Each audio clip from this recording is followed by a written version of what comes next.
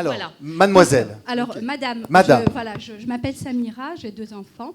Donc, je vous remercie déjà pour ce forum parce que ça nous a permis de tous nous réussir, hein, quels que soient nos horizons politiques, couleur de peau, religion. Pardon. Donc, voilà. Alors, je suis mère de famille, j'ai 2 enfants petits, donc de 5 ans et de 8 ans. Vous savez, le truc, c'est de prendre le micro et de le coller sur le menton. Parler. Et il ne bouge plus en général. Oui. Donc, j'ai 2 enfants petits qui ont 5 ans et 8 ans. Et je suis également sage-femme. Alors, j'ai été alertée par un SMS de ma voisine, pas de la JRE, je connaissais pas jusqu'à présent Madame Bellegoul, c'est la première fois que je la rencontre. Donc, en lisant le SMS de ma voisine, qu'est-ce que j'ai fait? J'ai été me documenter et lire toutes les documentations. Donc déjà, en lisant le site de Madame Bellegoul, ça a été très explicite. Les informations étaient très claires, mais j'ai voulu vérifier par moi-même, évidemment. La signature à la convention interministérielle, l'ABCD de l'égalité, j'ai visualisé la ligne Azur, donc j'ai vérifié tous les documents. Le syndicat, le rapport du syndicat SUIPP, le rapport de l'OMS. Vous avez tout lu. Et je me suis rendu compte que Madame Bellegoul a raison. Et en tant que mère, je suis très inquiète. Et en tant que professionnelle de santé, parce que pour moi, la petite enfance est importante. Et je suis vraiment... qu'on touche aux enfants, on peut toucher à tout, mais pas à l'innocence de nos enfants. Alors, j'ai une question pour monsieur le député UMP. Hervé Mariton. Voilà. Alors, donc, j'ai lu, par rapport à l'ABCD de l'égalité, elle a été très mal faite. On n'a pas pris l'avis des parents, des familles. Dans les académies où c'est déjà en test, il n'y a pas eu d'information, il n'y a pas eu de communication, il n'y a pas eu de concertation entre le directeur et les parents. Voilà, donc pour moi, l'ABCD de l'égalité a été très mal faite, il n'y a pas eu suffisamment d'informations. Et par rapport aux outils manuels, je tiens à dire qu'ils sont là bloqués.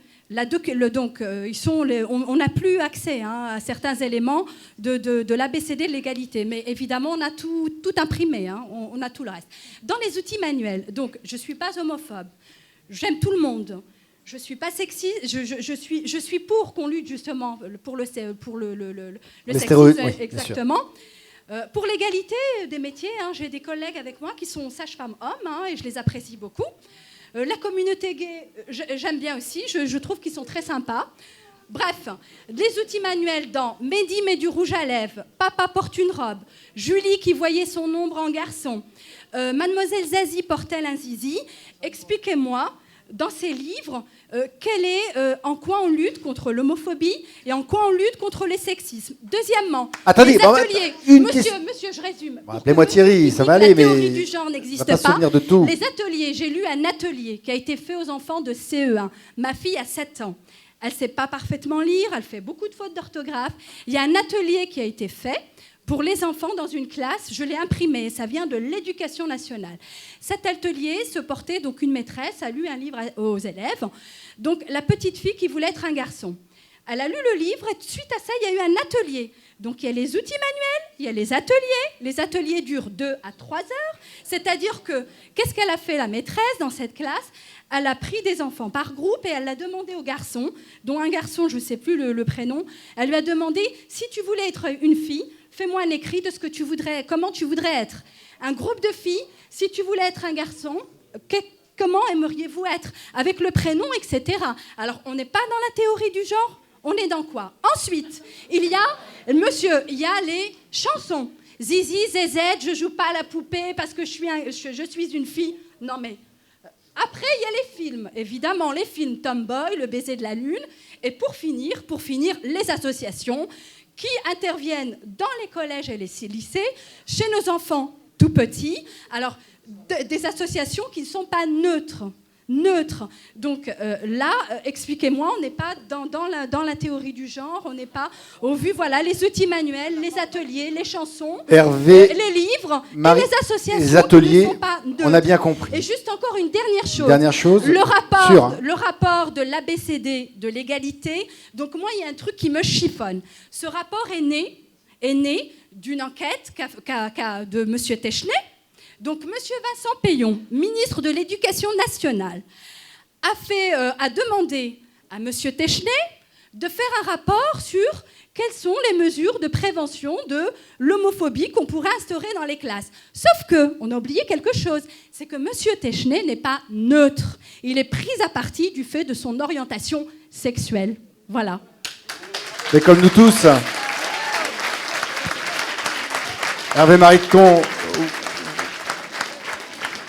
répondez à cette Je ne pense pas jeune qu'une femme. personne soit légitime ou pas légitime à faire un rapport en raison de son orientation sexuelle. On est d'accord. Non, je Bon. suis désolé, j'ai trouvé que votre propos, jusqu'à cette dernière phrase, posait des questions très intéressantes. Donc je veux simplement, madame, j'ai réagi sur votre dernière phrase parce que je pense qu'elle posait tout de même un problème. Sur ce que vous avez dit auparavant, j'ai moi-même dit dans mon propos combien je condamnais le contenu de ce qu'est l'ABCD de l'égalité. Et derrière le beau mot d'égalité, en réalité, ce sont des visées idéologiques qui s'expriment. Là-dessus, nous pouvons être d'accord.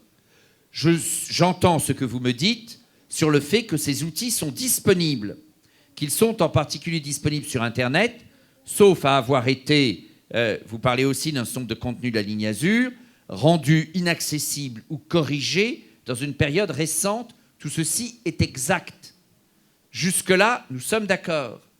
Là où je ne dis pas la même chose que vous, plus exactement, vous dites que les outils sont disponibles. Et moi, j'ajoute, parce que c'est la vérité, et cette vérité, elle peut être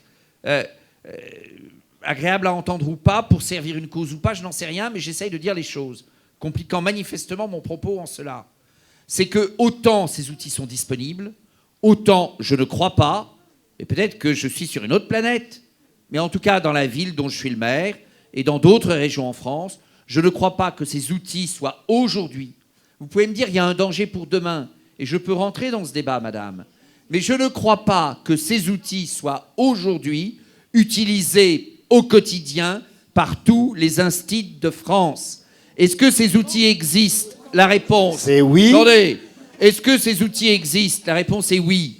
Est-ce qu'il y a un danger qu'ils soient davantage utilisés? La réponse est oui. Est-ce que tous les instituts de France au quotidien utilisent ces outils? Je vous réponds heureusement non. Alors attendez, on va... Attendez. Christine Boutin me demande quand est-ce qu'on arrête. J'ai dit que je condamnais l'ABCD de l'égalité, car il ne suffit pas de mettre le beau mot d'égalité en tête pour couvrir n'importe quelle marchandise. Ensuite, menons un combat ajusté. Que proposez-vous? Voilà. Je l'ai dit. La question m'a été posée tout Oui, à l'heure. il l'a dit. J'ai dit clairement non à l'ABCD de l'égalité. C'est au moins une proposition d'action. Et la proposition, c'est... Enfin, écoutez, la proposition, ça peut être aussi, madame, par abstention de gestes qui ne sont pas justifiés. J'ai dit tout à l'heure que les questions de sexualité à l'égard d'enfants de primaire ne sont tout simplement pas une matière, car j'adhère à l'analyse d'Edwige Antier sur la notion de latence, et c'est pas la peine d'encombrer les enfants du primaire avec des sujets de ce type.